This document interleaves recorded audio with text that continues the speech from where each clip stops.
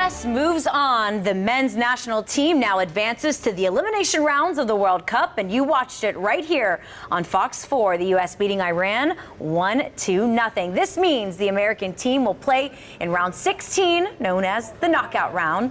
Fox 4 evening anchor Chris Earl is live in Cape Coral at the Pelican Soccer Complex. Chris, you watched this game cheering along with Southwest Floridians today, but this was more than just a game. A lot of layers to this one today.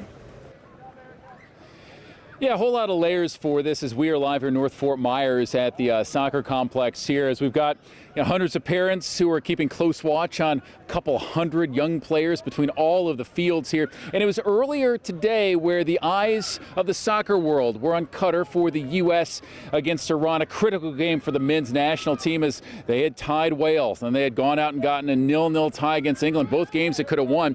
And if the Americans would have won one of the games, they would not have been in the spot today where they needed a win over Iran. But of course, it played out between some of the bars, the establishments, including our visit to the Lucky Screw in downtown Fort Myers. We got to take in the game as well, and it was 38th minute where Christian Pulisic was able to sacrifice the body, making the charge to get the first goal of the game, and it would turn out to be the only goal of the game, 1-0 at the half, as the American squad also survived a second half that got very tense in those final few moments, escaping what might have been a penalty kick that could have been awarded to Iran, but it was not, as the U.S. wins 1-0.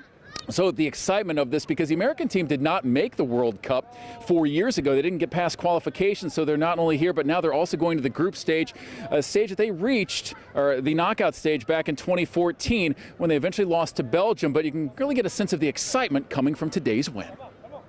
It's pretty exciting because we're not usually this good at the World Cup, so I feel like it's pretty exciting to see our country do this well. There was a lot of political heated things between us and Iran leading up to this, so I just felt very spirited about us winning. And I used to play soccer, not competitively, but it's exciting to see us do this well.